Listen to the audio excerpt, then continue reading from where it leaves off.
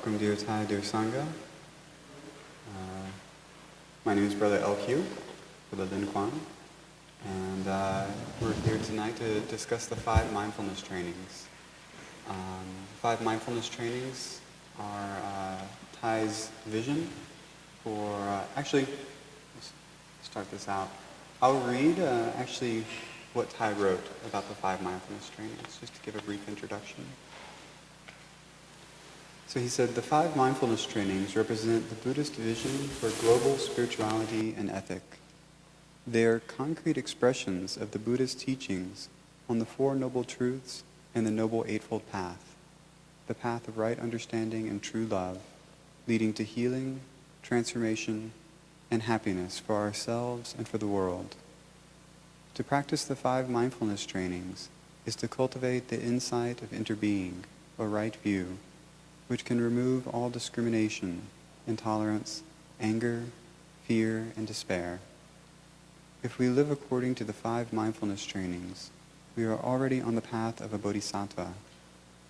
Knowing that we are on that path, we are not lost in confusion about our life in the present or in the fears about the future.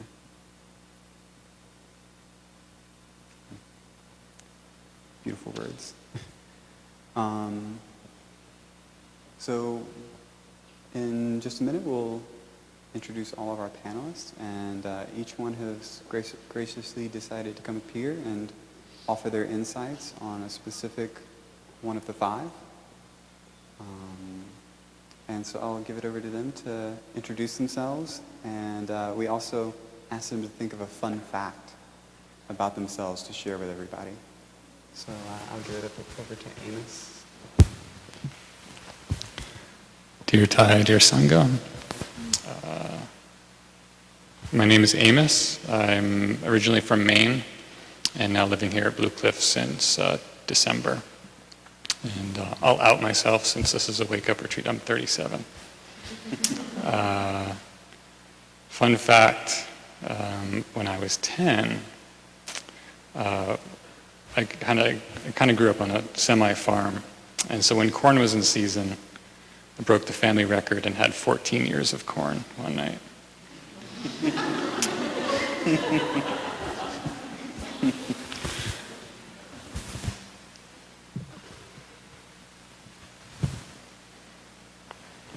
Hello, dear Sangha. My name is Rob. I live in Toronto, Canada. I was born and raised Rochester, New York, and I practice with Wake Up Toronto there.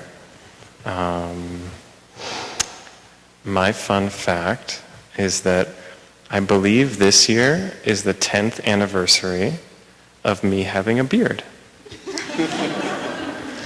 And I think it actually coincides pretty closely with the beginning of my wife and I's relationship, Ellie. So she's probably the only person in this room, I think, that's seen me without a beard. Maybe Tess. 2 people.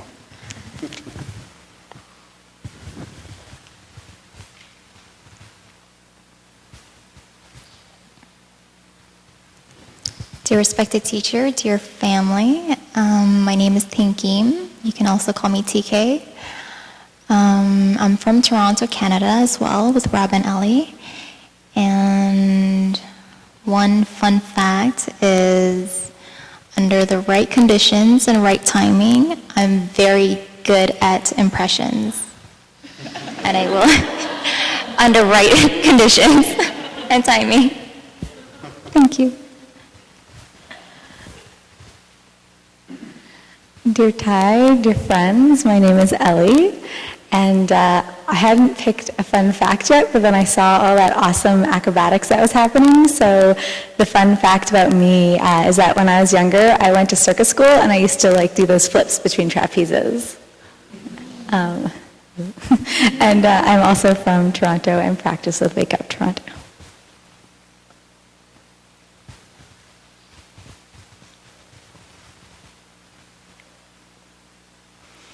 Hello, family. My name is Veronica. I'm from Philadelphia, and I just saw my first Star Wars movie this year. Yay! Thank you.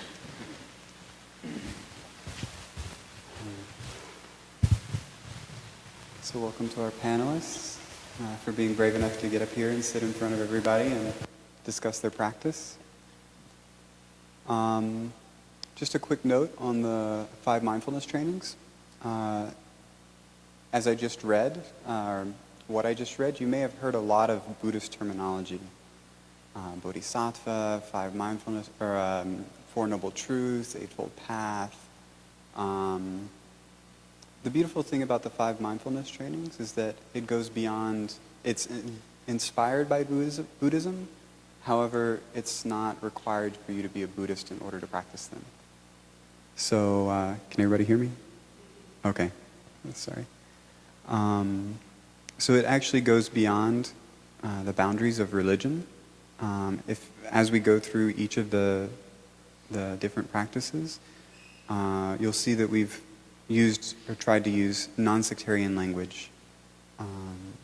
So you don't necessarily have to be a Buddhist to practice these. They were inspired by the Buddhist teachings. But you can practice as a Christian, as a Hindu, Muslim, whatever. Another beautiful thing that I found, at least inspiring about the 5 mindfulness trainings when I first came across them, was the fact that they're not taught as commandments. I was raised Southern Baptist, and had a lot of experience with commandments and rules, and so I found it very refreshing that these are called mindfulness trainings rather than precepts. And it's because we practice these in the spirit of inquiry. It's not about blind faith, it's not about just doing what's being said, but rather looking deeply into this training to develop our own insight through our development of mindfulness.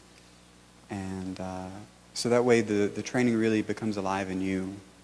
It's not so much about following rules, but rather what arises out of your own insight.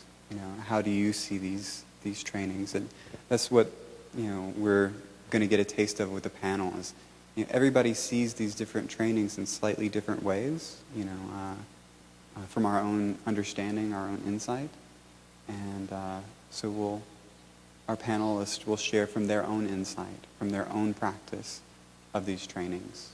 So the way you may practice with them may be completely different according to your own insight. But they're meant for us to inquire into, not blindly follow. After this, we will have a short Q&A, as long as we have enough time.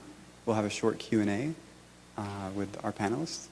So if you have any questions, if we could hold the questions to the end, and if you need to write them down, write them down, and we'll have an opportunity to ask questions at the very end. And I guess that's it. We'll start off by reading the first mindfulness training. I think everybody has a paper. But the first mindfulness training is the Reverence for life. And it says, aware of the suffering caused by the destruction of life, I am committed to cultivating the insight of interbeing and compassion and learning ways to protect the lives of people, animals, plants, and minerals. I am determined not to kill, not to let others kill, and not to support any act of killing in the world, in my thinking, or in my way of life. Seeing that harmful actions arise from anger, fear, greed, and intolerance, which in turn come from dualistic and discriminative thinking, I will cultivate openness, non-discrimination, and non-attachment to views in order to transform violence, fanaticism, and dogmatism in myself and in the world. And so I'll give it over to Amos to express his understanding.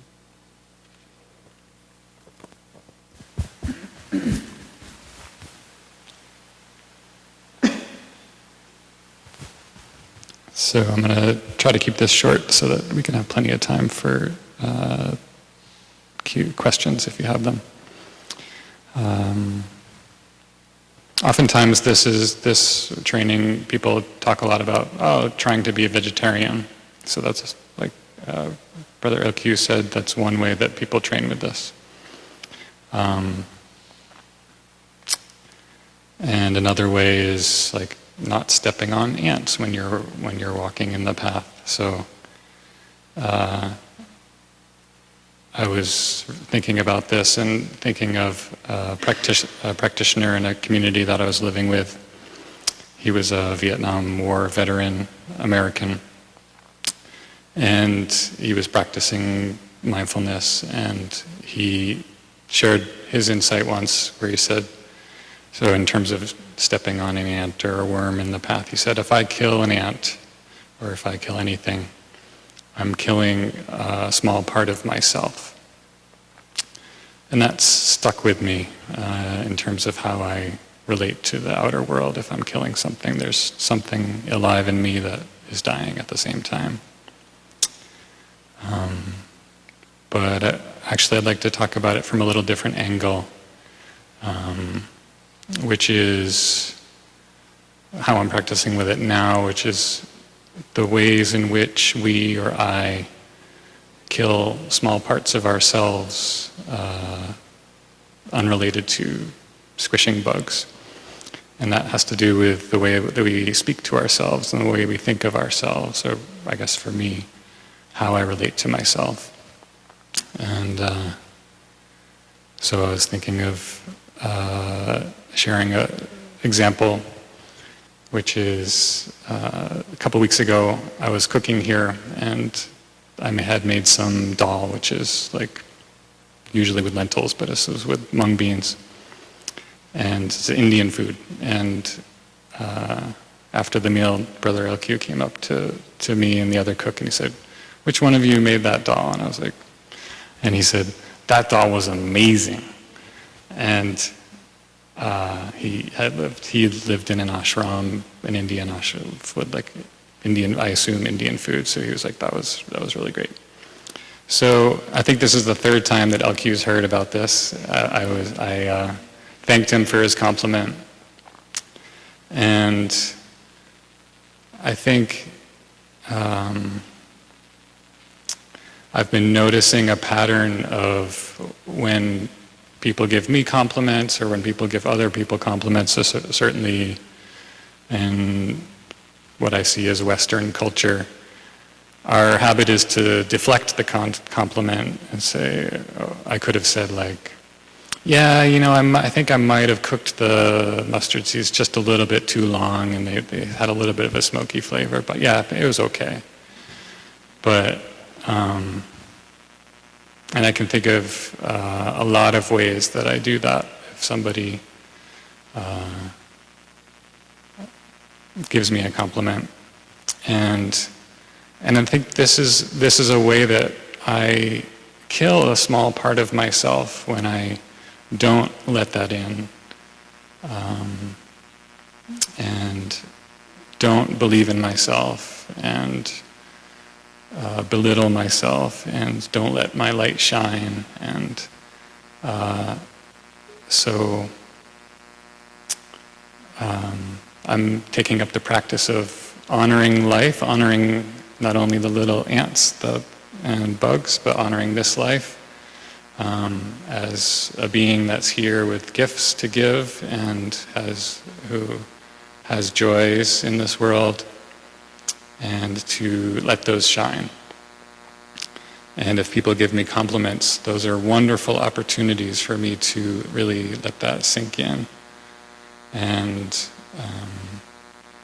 so I've started a practice of writing down when somebody gives me a compliment that hits home, and writing it down on a piece of paper and cutting it out and taping it up on my wall.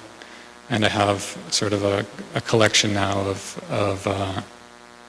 things that people have said to me, which reflect things to me which I'm proud of, that I believe in, that show me that I'm a good person. And that was a quick 5 minutes. So I'll just close to say that right before this session, I had written down LQ's compliment. That doll was amazing, and I had cut it out, and it was on my nightstand for a week or two, and I just took the step of taping it up on the wall.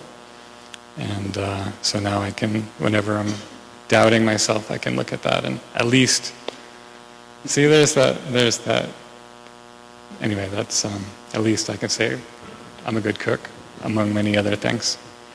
So that's how I'm practicing with this training now. It's vast, but that's just one small slice. Thanks.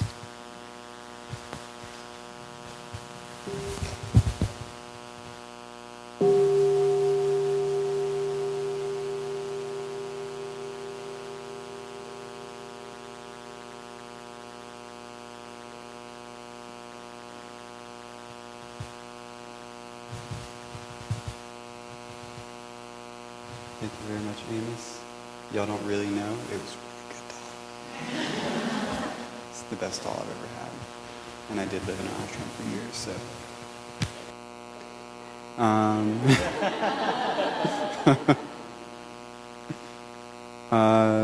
So we'll move on to the mindfulness training number 2, which is true happiness. And it says, aware of the suffering caused by exploitation, social injustice, stealing, and oppression, I am committed to practicing generosity in my thinking, speaking, and acting. I am determined not to steal, not to possess anything that should belong to others, and I will share my time, energy, and material resources with those who are in need. I will practice looking deeply to see that the happiness and suffering of others are not separate from my own happiness and suffering, that true happiness is not possible without understanding and compassion, and that running after wealth, fame, power, and sensual pleasures can bring much suffering and despair. I am aware that happiness depends on my mental attitude and not on external conditions, and that I can live happily in the present moment simply by remembering that I already have more than enough conditions to be happy. I am committed to practicing right livelihood so that I can help reduce the suffering of living beings on Earth and reverse the process of global warming. And so I'll invite my brother Rob to share his experience.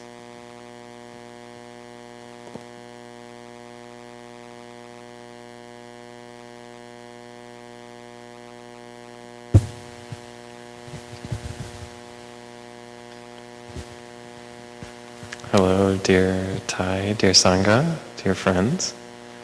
I think the first thing I wanted to share is more of a general 5 mindfulness trainings thing.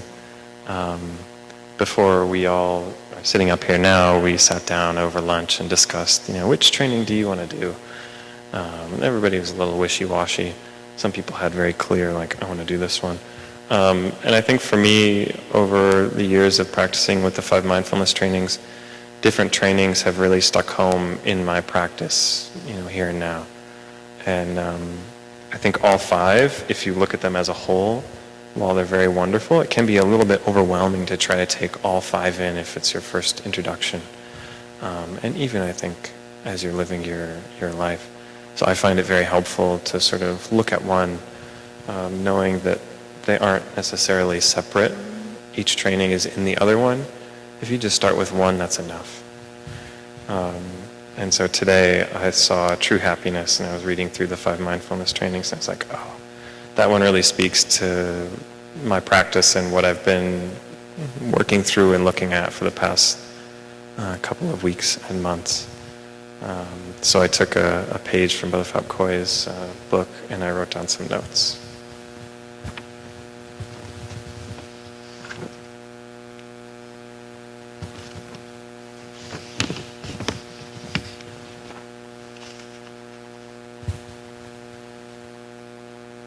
So off the top, I see committing to practice generosity in my thinking, speaking, and acting. And to me, this sentence ties right into the end of the training, which talks about right livelihood. Where I can think about how I'm spending my time and energy and material resources, and does that make me happy?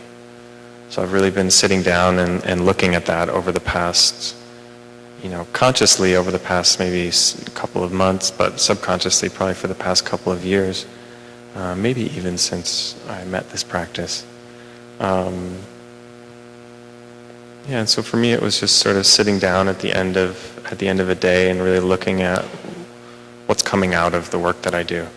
I work as a cinematographer in the film business in Toronto, and I've been spending the last little while sort of looking at the products of what I create. And as a cinematographer, I don't necessarily come up with the stories, I don't choose what projects I work on, I just sort of find what pays the bills, and I do that. And lately I've tried to be a little bit more choosy in terms of what jobs I take, but sometimes that's hard when you see a paycheck down the road. So really thinking about that and thinking, is my place in the film business? Is my place somewhere else? I remember a Wake Up friend on the West Coast named Mark Jancy said, I think a group of Wake-Uppers who are also struggling with right livelihood, I think it's something that a lot of people struggle with, is what do I want to do? Where do I want to spend my time? How do I want to live my life? I think a lot of our parents went to university, they got a job, and they stayed in that job for most of their lives. At least that was the case with my parents. And so that's sort of been in this undercurrent subconscious thing in my life that doesn't necessarily resonate with me, but it was that sort of subconscious thing coming in from my parents. So looking at and potentially shifting my identity, changing my career has been something that I've been really thinking about a lot lately. And so this mindfulness training has really helped sort of steer my thoughts. A lot of people talk about the mindfulness trainings as a guiding North Star. If we're not sure where we're going or what we're doing, maybe we can just read the 5 mindfulness trainings and let them wash over us and see if anything resonates. So lately I've been considering moving in towards like a health profession career. Maybe I've done a lot of physiotherapy for my body. I've had back injuries and all kinds of injuries from working in film, doing a lot of heavy lifting. So I'm like, maybe I'll move in that direction. So I'm starting to take concrete steps in that direction now. And that feels really good.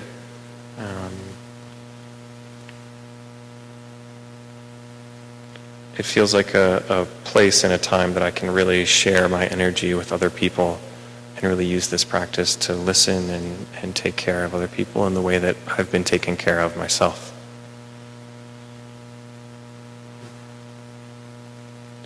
I think another big piece of this mindfulness training that really resonated with me is that happiness and suffering of others are not separate from my own happiness and suffering.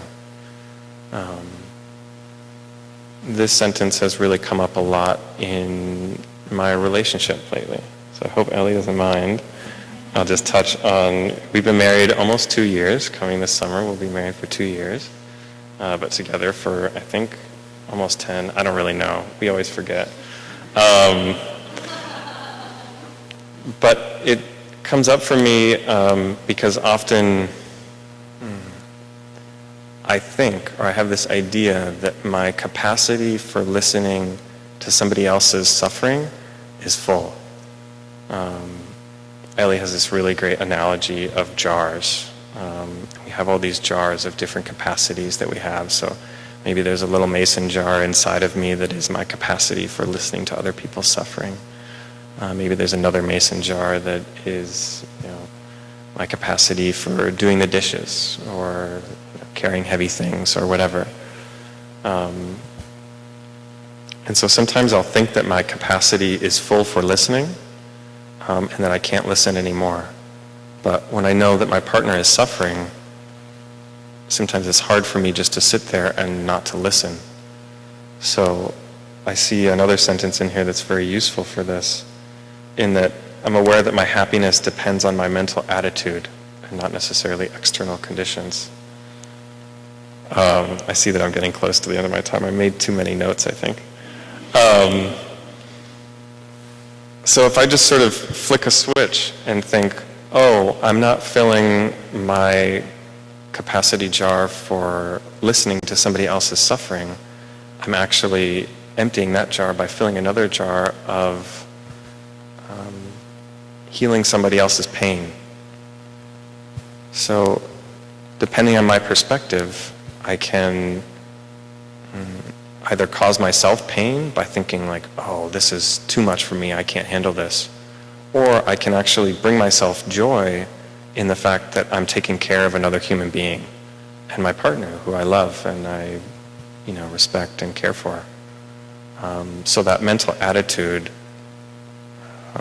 has really changed my practice to be able to if I think I'm right about one situation, I can check again. I can really look at that and come at it from a different perspective. And that can bring me a lot of joy and happiness. So I think I have many other notes, but I will stop there. Thank you for listening.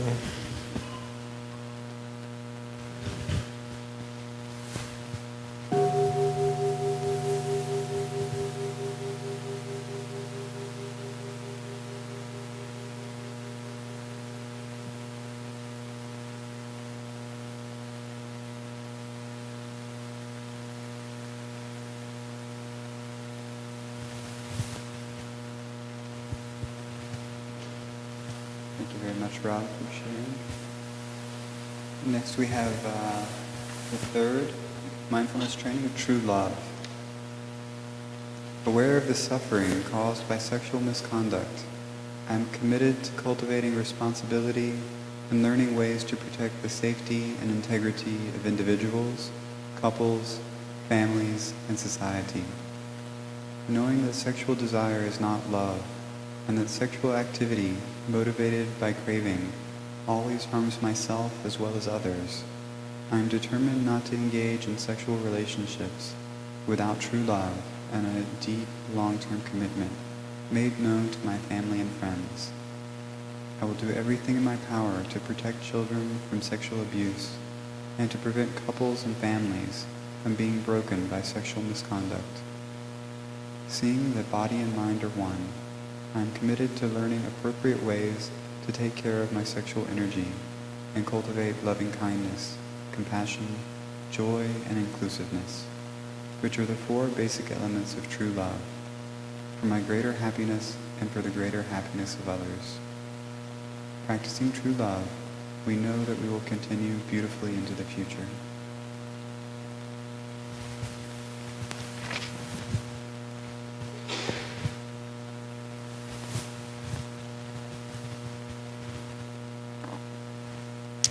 Dear respected teacher, dear community, so I have to say I'm quite nervous about this training. I've had the opportunity to reflect on all the other four, but this one somehow feels like one that's, I don't know, maybe I associate it with romantic love. And I think that true love is romantic love, and I think that's generally something that many of us think about when we think about true love. And I was just speaking to a friend earlier, and she said, all of these sexual desires or sexual cravings, they come up even when we're not in relationships. And I think part of this training, it reminds us to kind of be aware when it comes up. And I had this thought that, even with a friend who's in a relationship, and say if there's attraction or there's a physical, maybe sexual energy that comes up, then it's my responsibility to take care of that because they're in a relationship.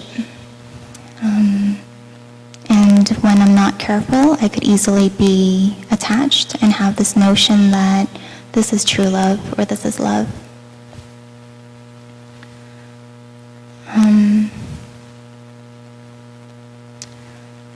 I think that also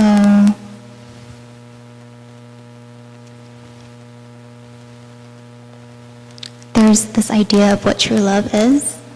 And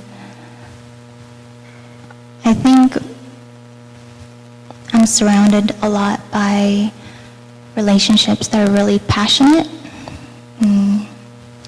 But with that passion comes a lot of attachment, which brings a lot of suffering. But it's what I've known. It's what I've been used to and what I'm familiar with. And so whenever I have a certain attraction towards someone, suddenly there's this associated thought that, oh, maybe this is a potential partner, and I could easily be pulled towards them.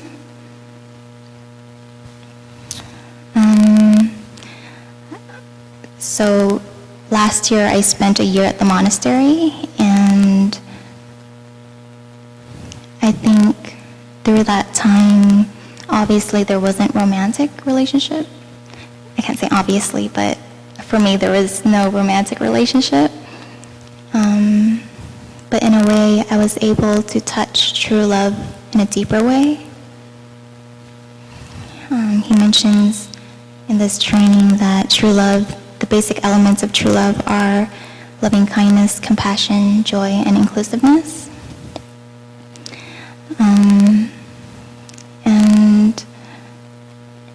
in a way, that's what I was focusing on without realizing it at the monastery with all of the brothers and sisters, and even back home while my parents were back home. So I guess my practice now is to kind of ask myself constantly, how can I love in a way where I'm inclusive? How can I love in a way where there's compassion, there's joy? I think joy is a big one, because a lot of times we get into relationships and there's suffering.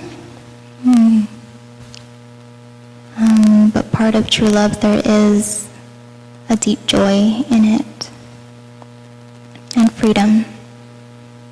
From past relationships I've had, even though it felt like real love, there was attachment which had no freedom in it.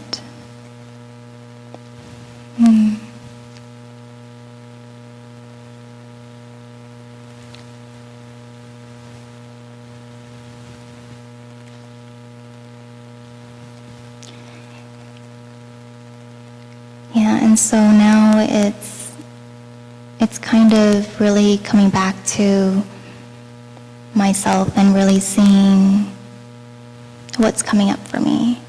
Relationships that enter my life now, which one is the healthy one? Which one is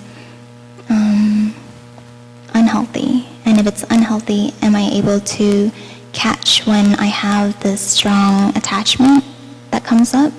And be able to be like, okay, this is a habit energy, or this is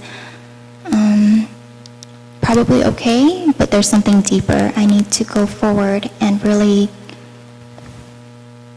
see my capacity to cultivate the 4 elements of true love in this relationship.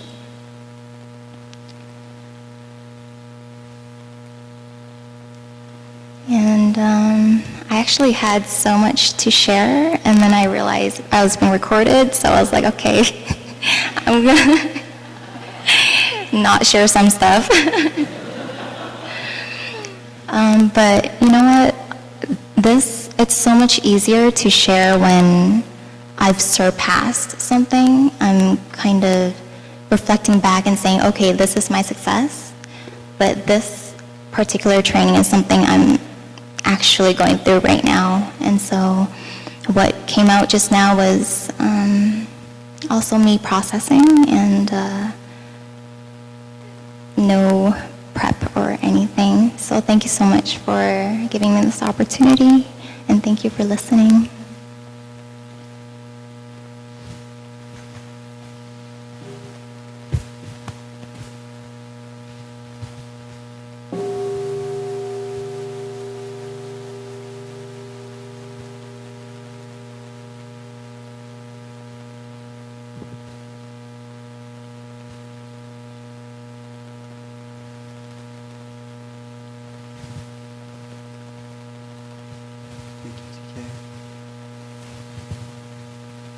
So the fourth mindfulness training is loving speech and deep listening. Aware of the suffering caused by unmindful speech and the inability to listen to others, I am committed to cultivating loving speech and compassionate listening in order to relieve suffering and to promote reconciliation and peace in myself and among other people, ethnic and religious groups, and nations. Knowing that words can create happiness or suffering, I am committed to speaking truthfully, using words that inspire confidence, joy, and hope. When anger is manifesting in me, I am determined not to speak. I will practice mindful breathing and walking in order to recognize and look deeply into my anger. I know that the roots of anger can be found in my wrong perceptions and lack of understanding of the suffering in myself and in the other person. I will speak and listen in a way that can help myself and the other person to transform suffering and see the way out of difficult situations. I am determined not to spread news that I do not know to be certain, and not to utter words that can cause division or discord. I will practice right diligence and to nourish my capacity for understanding, love, joy, and inclusiveness, and gradually transform my anger, violence, and fear that lie deep in my consciousness.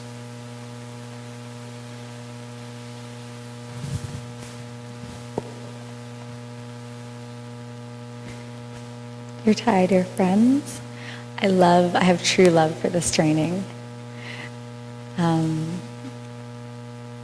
So Amos and I flipped a coin earlier to see which of these two we would take because they were the last two left and we were both like really open to it. I kind of love being on this panel and just getting the opportunity to reflect on where our training is in my life right now. Deep listening and loving speech is something that I have been actively thinking about, I think, my whole life. My parents, I shared, brought me to a retreat when I was quite young. And this is something that we really looked at as a family, really actively. What does this mean in a family? We used to have a meeting every Sunday, and each person in the family could bring up something that they wanted to share, and we would practice listening and speaking like this. And I see so many ways that this has impacted my life and my communication with my parents, with my partner, with my friends. And I'm so grateful for it, just listening to it being read right now. I could feel that power of really like having that conviction to do this in the world. So I'll share maybe two personal things that's been going on in the last month because we're here. We did maybe not as personal this past fall. We did a beginning anew in front of the whole gathering in Deer Park, which is another wonderful practice that we have. So Rob and I have had a really crazy busy last month and a half, maybe the busiest I've ever been, and I get like pretty busy, but we both work freelance. I'm working for the university doing actually a bunch of mindfulness courses and a mindfulness conference, which is really beautiful. Rob had a whole bunch of work come up, and then a friend of ours, we got this Arts Council grant to make a movie, so that was exciting, but it all kind of happened in this 1 month, and then we had his brother visiting with his baby, and it could only happen that 1 week, and just an amazing number of pretty wonderful things that somehow happened in the span of 4 weeks. And about a week before this all started happening, I was like feeling something in my body, and so we sat down together.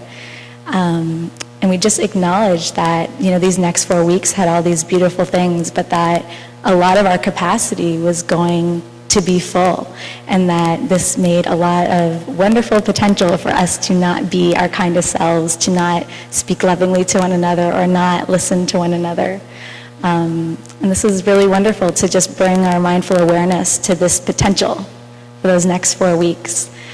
So we kind of made a commitment to one another to try and get through this time that we knew was going to be difficult for us on our energy, also a lot of excitement, but just to know that in this time that we were committed to trying to be as caring and loving to one another as possible.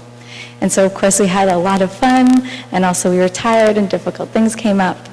And I was reflecting on this time and this gratitude for this practice, because I saw that even within the difficulty, that we were tired, all these things in these moments, that we took the space to use words that were loving, to think about how we were impacting each other with our listening, and to offer that space to one another. And so I'm happy to report that we got through it really beautifully, and we are still married, so it's okay. But something that came up in the last week and a half was on one of the projects I was on, there was a person who got really angry with me. And it wasn't something that I necessarily did. They were having a really difficult personal time in their own life. And I had insight and compassion for what was going on with them in their personal life that was making it really hard for them, and they don't have a practice. And so they had too much going on, just like I had too much going on. But what happened was they were just lashing out with their words and attacking me. It was really painful for me because I really like to take care of the people around me, and so I was deeply, deeply hurt and suffering over this. I'm still transforming some of it. But I had this conviction. I was like, it doesn't matter what they text me or email me, like I am going to sit with it, and I'm going to offer this person loving kindness back. That is the only way I know how to deal with this situation. It was really difficult talking about it. Now I can feel those feelings coming up. I'm so happy that I have this practice and this particular teaching, because no matter what was sent my way, I held it, I looked deeply, I knew that it wasn't about me, and then I offered back what I had to offer, which was just loving speech and deep listening.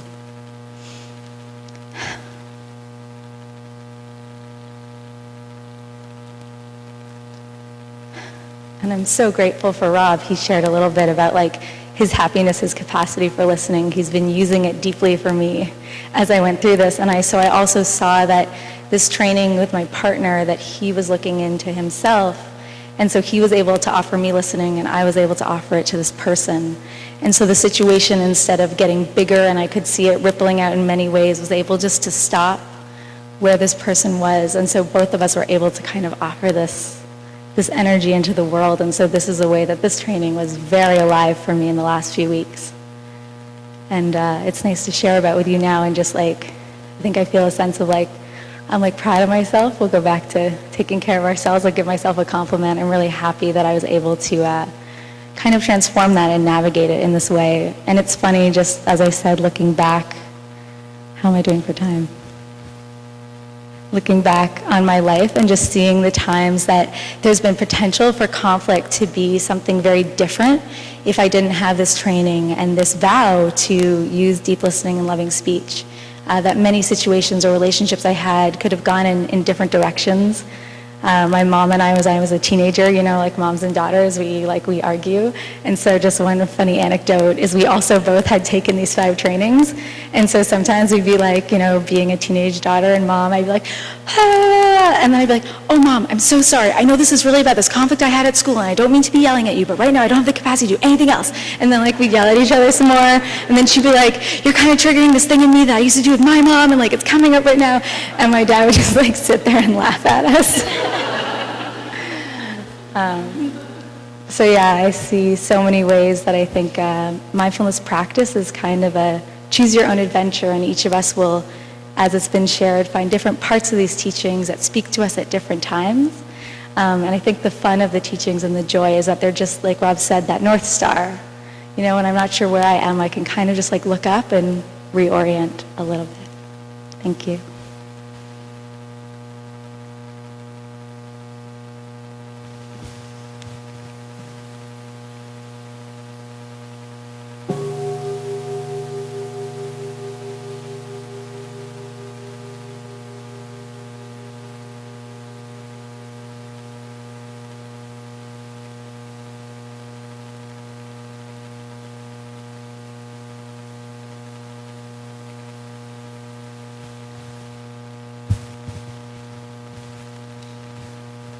Thank you, Ellie.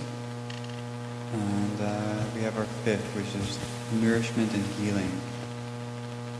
Aware of the suffering caused by unmindful consumption, I am committed to cultivating good health, both physical and mental, for myself, my family, and my society, by practicing mindful eating, drinking, and consuming.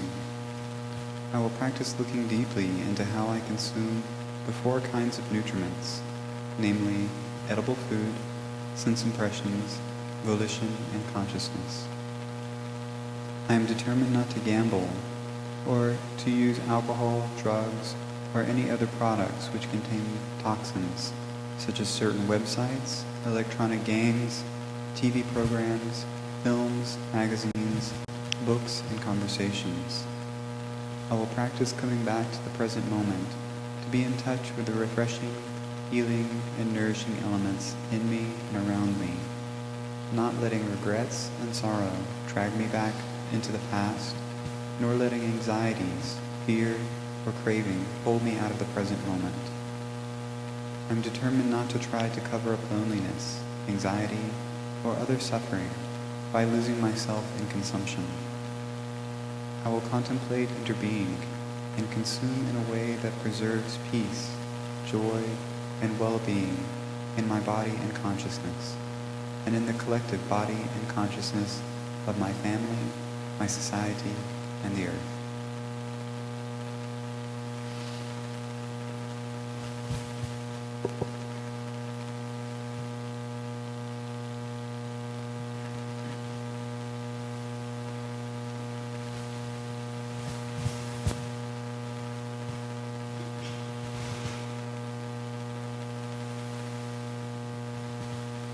Hello, everybody.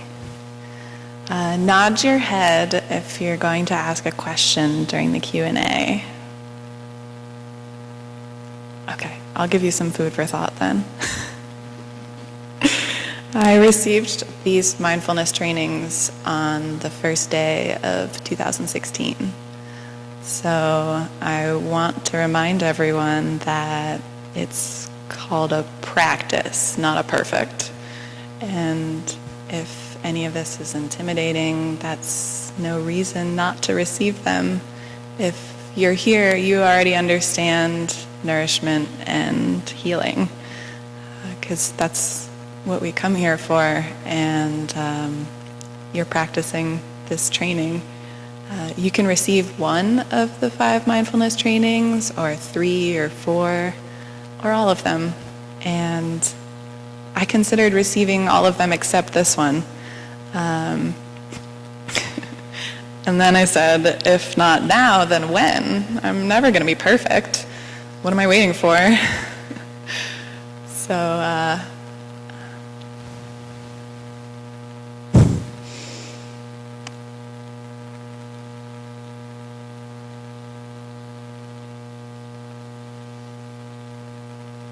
I wrote down this quote that Ty wrote somewhere. He said, "Please do not wait until you're pregnant to care for your child." And that reminds me of this morning when we talked about no self, and it brings me back to this training when there are moments that I can't muster up the strength to do exactly what I know is healthy for me. I can sometimes, not all the time, find strength in thinking about how I'm not this static definition of myself that our culture has cultivated in me and taught me to believe in.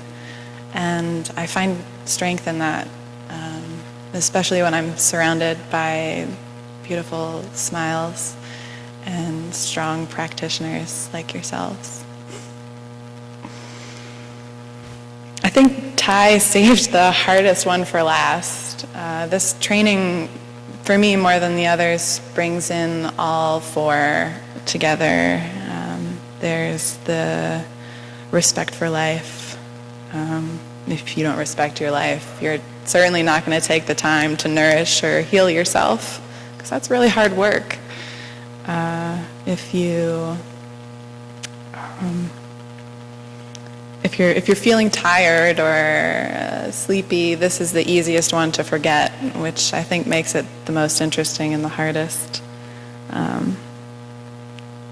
It's really about knowing yourself, because the definition of nourishment and what's healing is different for everybody. I've spent my entire time in this practice since I was 17 thinking about what's healing and nourishing for me. And I still haven't figured it out. I'm still working on it, and I don't expect to really get it. It's all a practice, like I said. But this training for me is really about coming home, and for me that can be really difficult. I'll tell you a little story because that's what I was invited to do. When I was 16, I was playing flag football in gym class, and I sprained my ankle.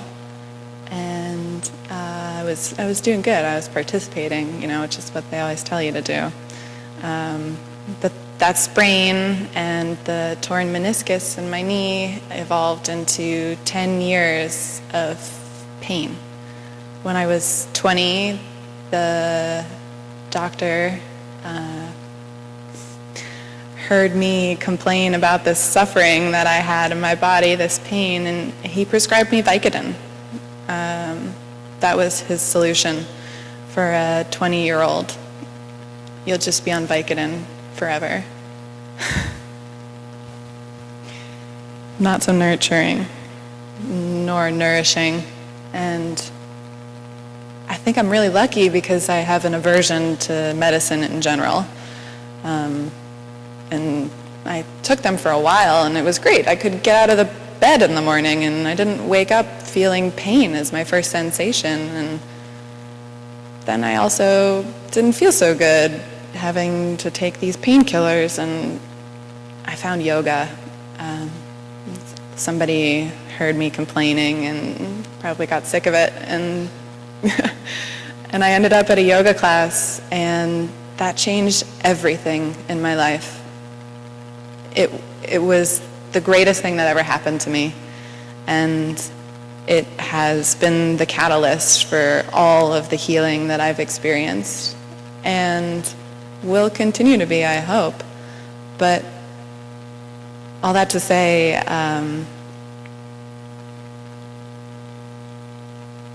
healing comes when you least expect it and when you most expect it. I think it's what we'll all spend our lives doing. As young people, we're so lucky because we've found this practice of healing before it was too difficult. I mean, if you start today, it's easier than if you start tomorrow. And I'm really grateful for that. And this training reminds me of that. I'm also a highly sensitive person. Highly sensitive. I can feel all of your energy right now. It's fantastic, but a little overwhelming. I didn't realize that that was a condition and an experience that I was having that was unique from other people until I started to read about this term, the highly sensitive person. It's 20% of our population. 20% of every population has a different nervous system than the rest. And that's true for fish, for humans, for snakes. And when I discovered that I wasn't crazy, things were different. I wasn't being overly sensitive. I wasn't being, crazy. That was a real experience for me. That was so nurturing. And I was able to realize that we live in a world that's been designed by people who aren't highly sensitive. We don't even have a word for the opposite of sensitive. We can say insensitive, but that's not true because everybody senses something. And learning that gave me patience and helped me to define my own definition of healing. So this training has a lot of language in it about specific things that are to be avoided, and that if you read it might make you feel really guilty about the way you live your life, especially as a young person in our society. But if you're finding healing in any way from the experiences that are associated with the things on that list, then you're doing a good job. And that's what I try to remind myself. When I received this training, I was given a Dharma name, just like everyone else. And I'm wrapping up, I promise. I forgot to check what time I started. My Dharma name, which Brother Man gave to me, was Faithful Light of the Heart. And every time I think about it, it gets more profound.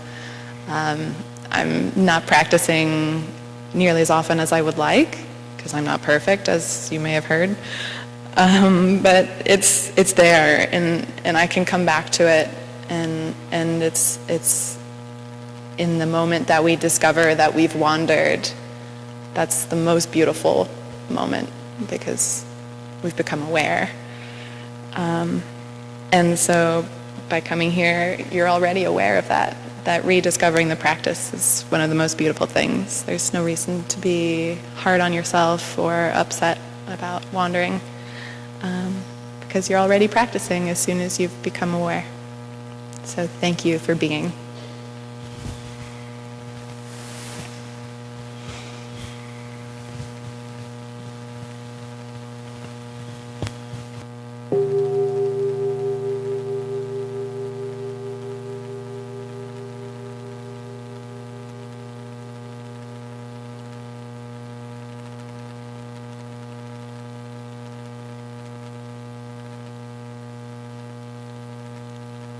Thank you, Veronica. Thank you to all of our panelists for sharing your insights. So we'll have a short time for some Q&A. So if you have any questions, if you could raise your hand and stand up. And our aspirant sister Kat will write your questions. We'll take about 3 or 4 or so. And then we'll give the panelists an opportunity to share. Oh, one other quick thing, as Ty normally says when he does Q&As, is that a good question does not have to be a long question. So, yeah, we try to be very clear and concise so that our panelists can understand things clearly.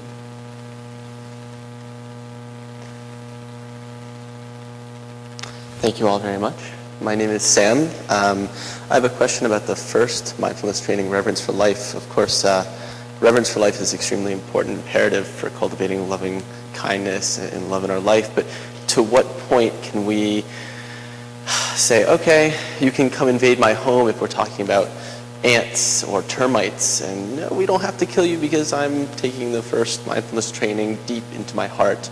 At what point do we say, well, if the house collapses, that's going to actually kill me, instead of killing tiny bits of me when I kill the termites that are invading my house? At what point can we say, well, now I've had enough, it's causing more harm than good to let you come into my house and invade my own home? Thank you.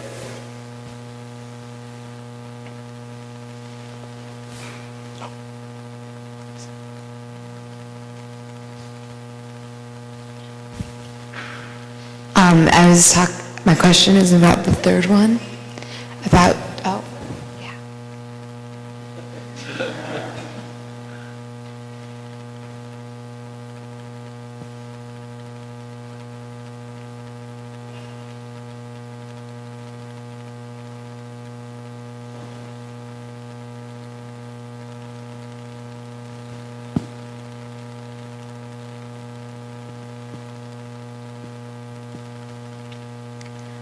The true love one, because for me I've struggled with attachments that were not true love due to sexual desires, I think. And so just because society has this vision of that's what true love is, tips on how to avoid this attachment, because I keep finding myself falling for these not real love attachments, and I don't want to do that. And so any tips?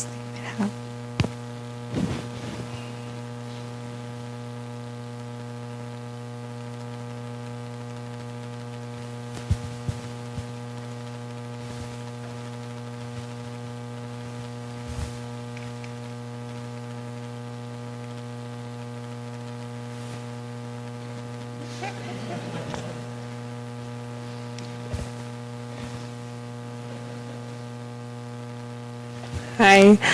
My question is also about the third one. I know this is like a really taboo subject, but I really struggle with this training, and I want to know what your ideas are for appropriate ways of taking care of sexual energy.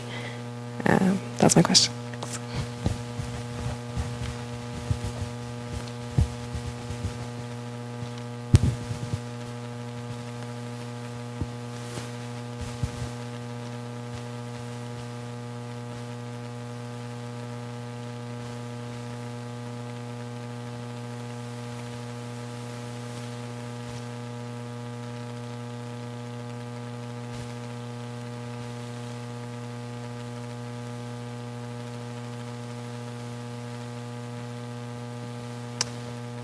This is a fairly straightforward question, but I was wondering if you could go into a little bit more detail on the actual process of receiving the trainings. Maybe I didn't do my research all that well, but just a quick overview would be nice.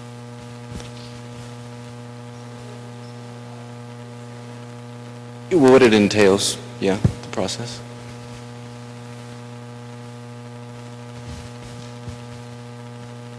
We'll take one more question. Hi. My question is about loving speech and deep listening. Just about, I suppose, where we cross the line with accepting kind of negative energy in and like giving out nice, and when you're supposed to kind of stand your ground or defend your ideals. Just bring it back. Okay. We'll take one more. We'll try to get through them all if we have time.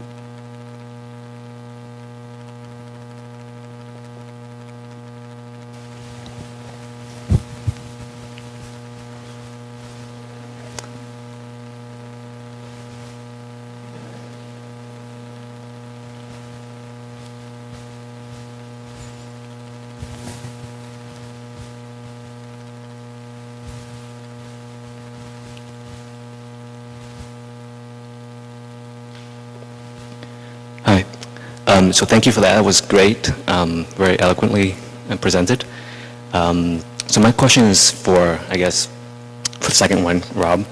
In order to seek true happiness, you felt you had to maybe switch careers to healthcare.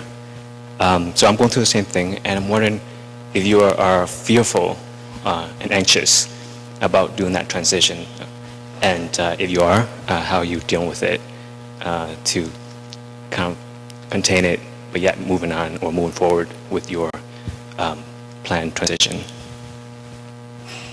Thank you.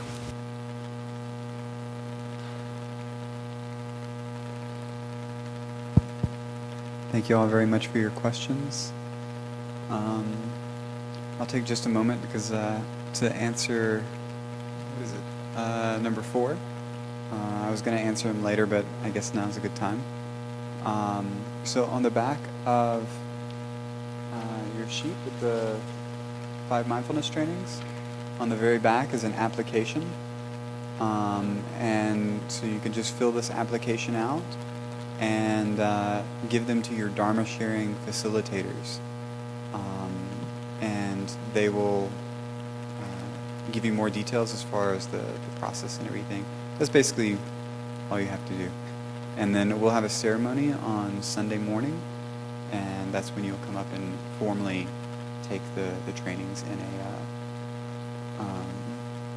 in a ceremony. Yes, if you don't have a sheet, there's sheets in the back next to the donation box. And like Veronica said, you don't have to take all 5 of them. If you only feel called to take 1 or 2 or 3 or 4, you can take however many you feel comfortable with taking and practice with those, or you can take all 5. And like Veronica also said, there's an opportunity to ask for a Dharma name. That's just a name that we offer as a name that you can use to practice with. But again, also your Dharma sharing. If you have any specific questions about the process or what does it mean, you can also ask your Dharma sharing facilitator. There should be time. They'll set aside time for all the questions and everything related to that. Thank you. And then I'll turn it over to our panelists, whoever wants to talk about whichever one.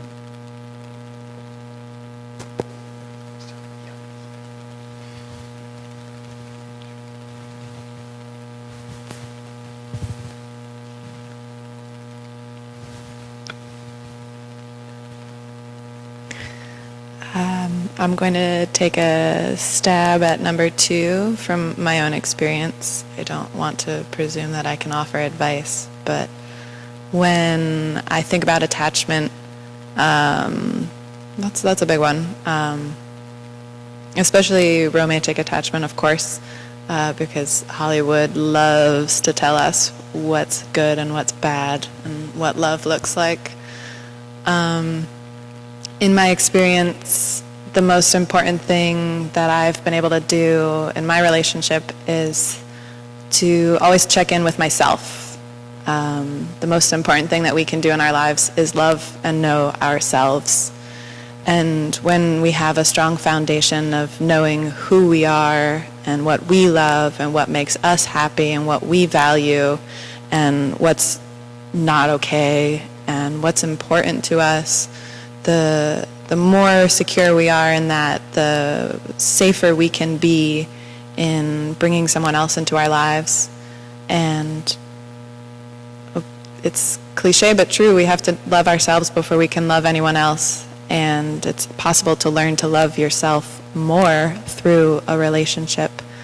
But what I really feel is important in avoiding unhealthy romantic and other attachments is being able to come back to yourself and just understand why you're doing something. Always ask yourself that, always, because that's awareness. And I always try to be mindful of the fact that when you're in a relationship and you open yourself up to someone, whether it's romantically, physically, or emotionally in a friendship, you're exchanging energy, and you have to be aware that the person that you are opening yourself to is going to give you some of their energy. So just check in with yourself and be sure that's something you want, and that'll keep you safe, hopefully. Don't come back to me if it doesn't.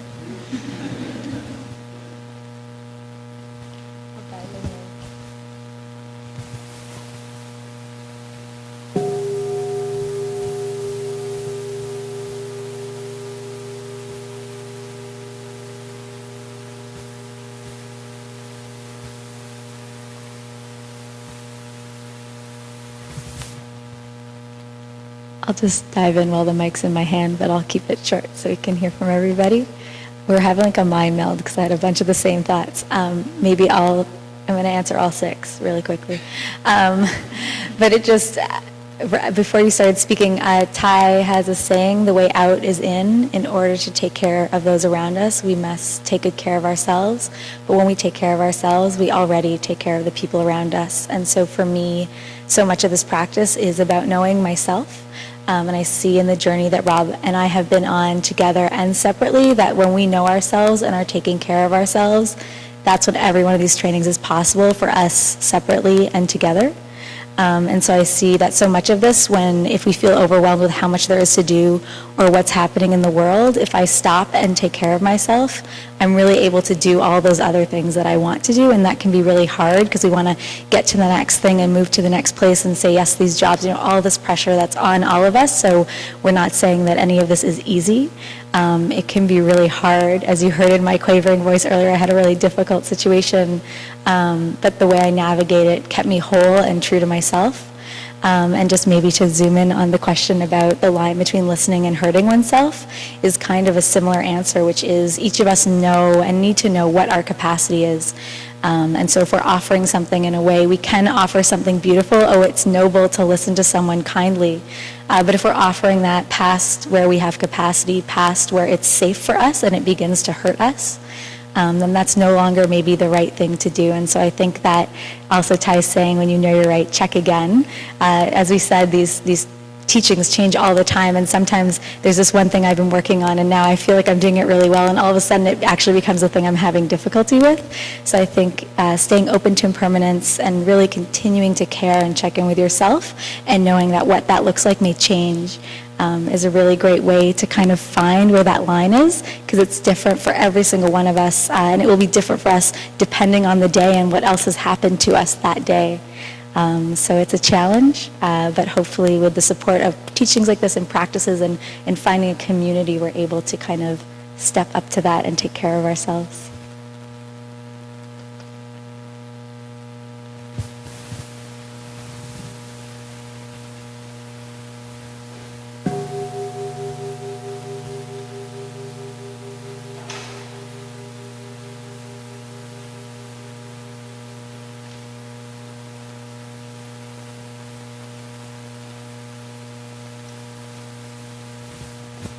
I just want to clarify, we invite you to take any of the trainings you're inspired to, but you also can take 0 trainings and just come enjoy the ceremony, just to clarify.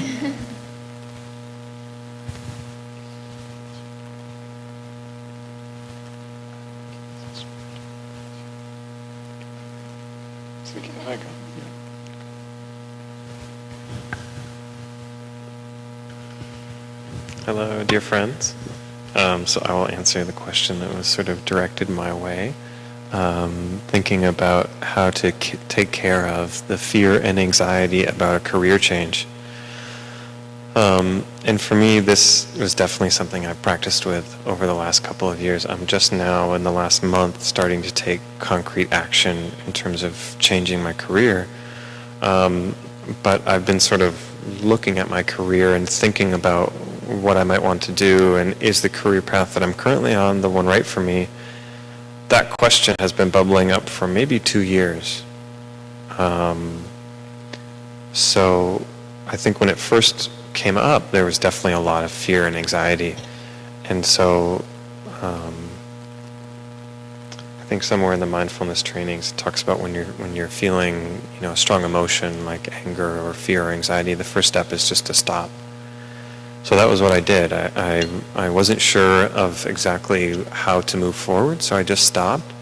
And I took a lot of time to look into that fear and anxiety and to look at what was I fearful of, what was I anxious about, what stressed me out about, doing a career change. And while I was still in that place of it feeling stressful to change my career, I just didn't. I just stayed, doing my same career, and let all of these thoughts just sort of murmur in my subconscious, and every once in a while I would revisit them and say hello and check in and see what was going on with those thoughts and feelings. And as long as I kept feeling that those strong emotions around it, as long as it made me anxious, then I didn't take any action. And I just stopped, and I would come back to my breath and breathe, but also share a lot with friends. I would get together with friends, with close friends that were good at listening, and just talk to them about what I was feeling and what was going on for me, and just try to process out loud with the help of friends and of Sangha, what was going on for me and what was alive for me in that moment. And over the course of a year or 2 years, I'm not really sure when that first idea popped into my head, at the end of that moment, there was at the end of that time period, there was just this moment of clarity. It's like something switched in my head, and all of a sudden, I wasn't afraid anymore, and I wasn't anxious about it. It was exciting to change the career. So as soon as it became exciting, that was when I started taking concrete action, and that was when I actually moved towards something else. So until that moment hit, maybe I was caught in my fear and anxiety, and I just wasn't doing anything partially because of that. But I think it was actually also really, really good for me to take that time to reflect on, was I fearful of, was it just changing a career, or was I fearful of how other people would perceive me in my change of career. You know, being a cinematographer was a big part of my identity. I had been sort of reaching after that goal since I was like maybe 16 or 17. I had that idea in my head of that was what I want to do. So, 10, 12 years later, I've gotten there and I'm doing it, but now I'm like, oh, maybe I want to do something else.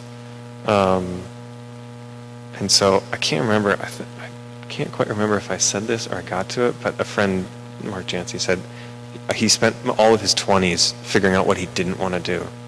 And so I look at that, my time as a cinematographer and maybe as, this previous part of my life as like, oh, I really love these pieces of it, but I also see that the process isn't necessarily something that I want to do in a day-by-day mode. So I spent all this time figuring out what I don't want to do, and finally I've had that moment of insight where it's like, oh, maybe I'll go do this. And as soon as it felt light, that was when I moved on. So I hope that helps answer your question.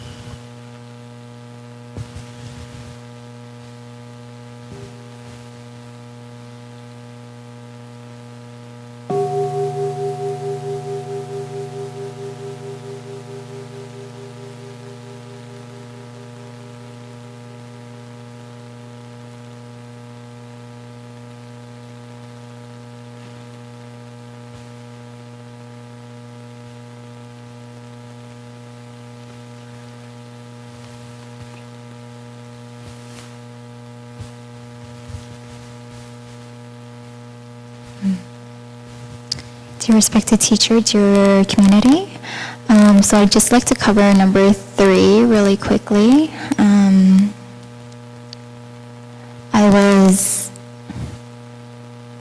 So I think this will, I was put in a place where I had no choice but to not further water the sexual energy in me. And I think from that's helped me to really have the time and space to really look deeply in myself and see what's come up for me. I think otherwise, with this person that I particularly had a sexual attraction towards, had they been around and not physically distant, I would have kept on watering that. And with that thought that I had of this might be something healthy for me, I would have kept on watering it. But because they were physically taken away out of my space, I had that personal space and time to really see, is this coming up again? Is this the same pattern that's happened to me? And in that way, I think that's taking care of the energy, because after all, it is an energy that, should we continue to put ourselves in that space, then it'll continue to water it.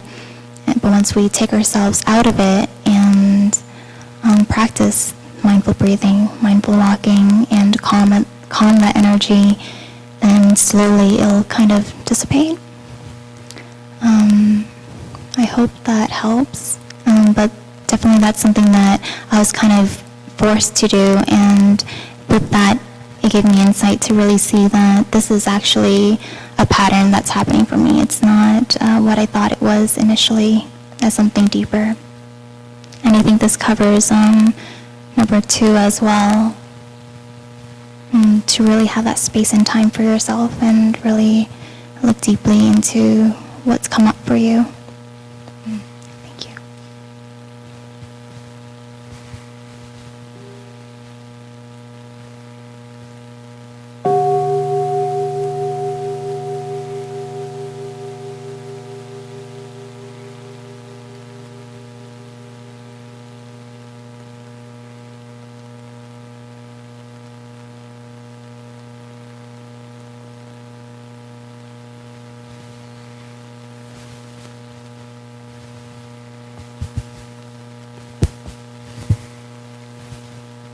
So, correct me if I'm wrong, we still need to answer 1 and 5, right? Just 1.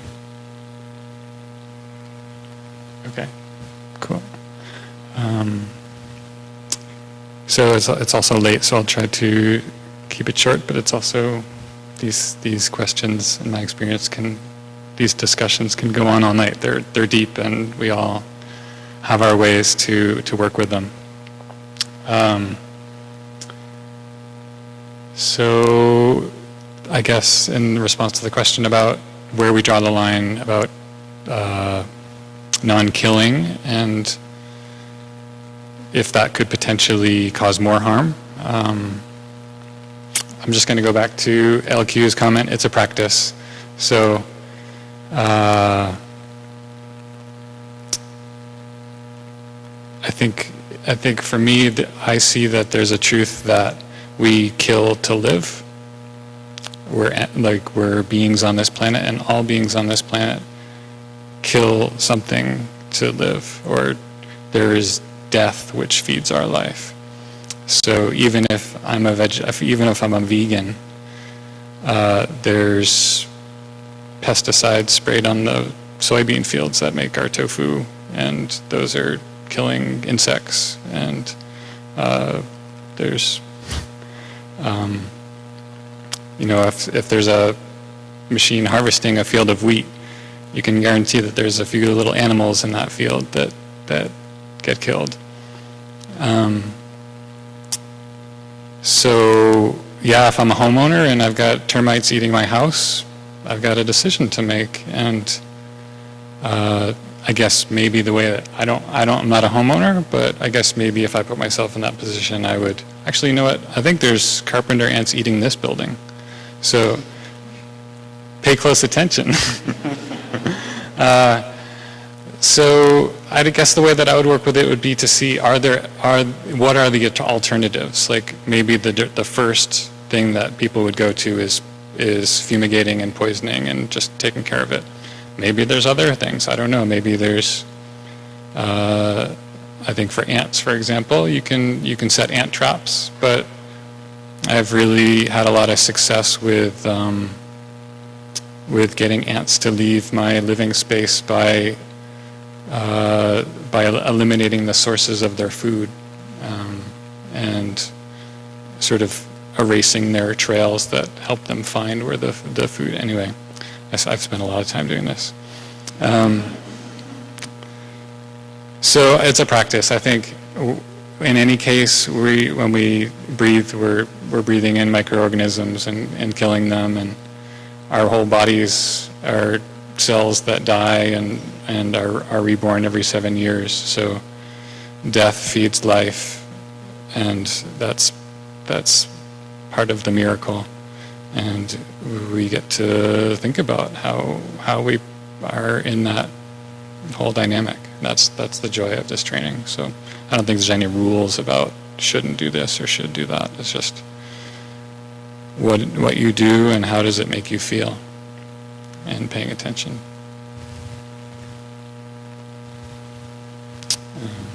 And I'll just say on the question about sexual energy, I had the same question. I was in Plum Village and I asked a monastic this question, and I didn't really get an answer. So I think it's a really deep and important question. And when I hear taking care of, I oftentimes think taking care of, and I wonder what the sort of beautiful aspect of taking care of looks like. So it's an open question for me too.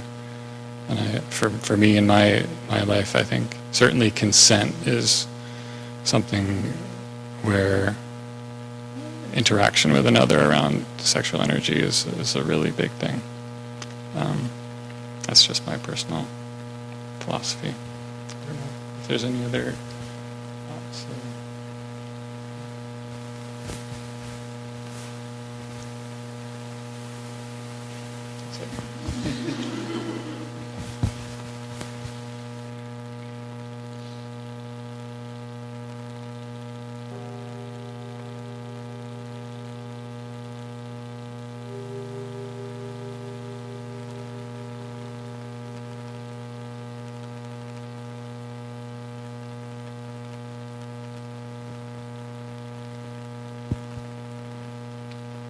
Thank you all very much for coming this evening, offering your questions, attention, your awareness, your interest.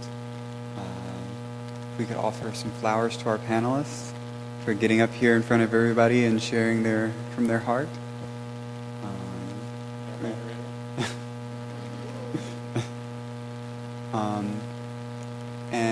Well, I would just say we do have another Q&A that will happen, Saturday. So if you still have questions, if you have questions about the 5 mindfulness trainings, you're welcome to bring those up in your Dharma sharing group. Or if you have any other questions about practice or anything like that, we do have the Q&A on Saturday. So feel free to bring your questions to that, as well as the sexual energy one. It's a good topic to talk about. Just a couple quick announcements just before we go, before it gets too late. We've been asked by the wash-up teams if when we finish eating, especially like at lunch, because there's a bell and then we can all talk, if we could, as soon as we finish eating, go and wash up our dishes, and then when we come back, then we can come back and continue our conversation. That way we can get finished with the wash up in a timely manner. Also tomorrow morning we have a hike. We have a couple optional activities. If you'd like to go for a hike, we have a hike. There'll be a picnic breakfast tomorrow. So whether you go on the hike or whether you stay here, breakfast will be basically whenever you get up and you'd like to go and have breakfast. For those people who are hiking, the breakfast items will be in the dining hall. And if you could please come around 5:30, 5:45 to go ahead and pack your breakfast. And we'll leave from the dining hall around 6 or so. And for those who are staying behind, you can sleep in if you'd like. And there's an optional sitting meditation here in this hall at 7:30. It'd be a 30-minute silent sitting. And that would be at 7:30. Let's see, our Sangha service will start at 10 tomorrow instead of 8:45. That way we have plenty of space for those who want to go hiking, and they can have time to come back and take a shower. That way we can be fresh for working meditation at 10. And our Dharma talk will start at 11 tomorrow. Just a slight time change from what's on your sheet. But there'll be bells for everything outside, so just listen to the bells. There won't be any walking meditation tomorrow because of the hike. But, you're welcome to go for walking if you'd like on your own as well. And we would like to ask you to leave your mats and cushions where they are. Just whenever we get up, if we could just straighten up our cushion and straighten up our mat. And we'll have this set up for tomorrow for sitting in the morning and also for the Dharma talk tomorrow. And one more question. Oh, yes. That's what I was forgetting. Consultations. So if you have a question that you don't feel comfortable asking in public, like at the Q&A or during Dharma sharing, and you'd like to have a one-on-one consultation with a monastic, you're free to fill out a form.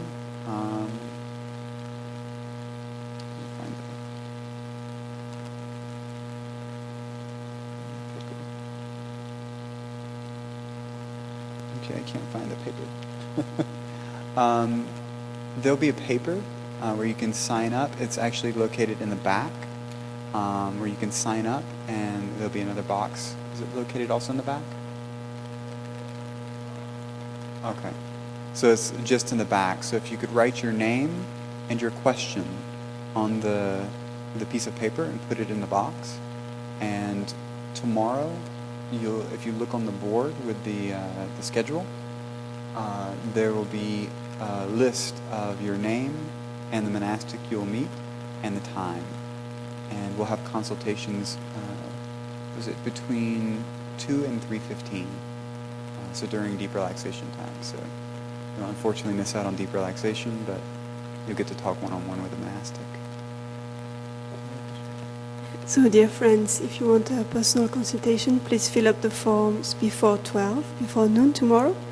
And please check at the board in the dining hall, whiteboard, for your appointment at lunchtime. So if you fill up the forms before 12, we have time to arrange the consultations.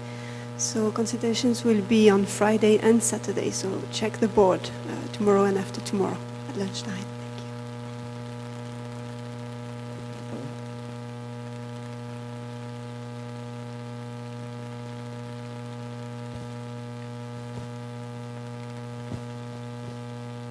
So just two quick things. So just another watering of the seeds that if more is coming up in you about the 5 MTs, that your Dharma sharing family tomorrow is a great place to ask questions or just share what's coming up for you. And then also there are some people who would like to go on the hike who did not bring hiking shoes with them. And maybe there are some of us that are not going on the hike but are like, I wouldn't mind if someone walked in my shoes. So if you are in either of these camps, we're just inviting people to meet kind of at the back there, maybe near where the clock is, and maybe we can connect up some shoes and some hikers.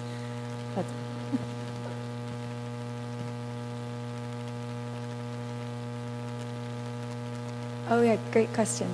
So yeah, the hike is pretty steep, but you know it's not like you're not like rock climbing, but it's a fairly steep hike up through the woods and then up to the ridge. And mostly it's just to make sure you're comfortable walking for about an hour to an hour and a half. So it's a bit more about like the duration, maybe than the hike itself. Yeah. Each direction, an hour to an hour and a half in each direction. There is a gorgeous view. It's really, really beautiful, but we just want to make sure you have the stamina.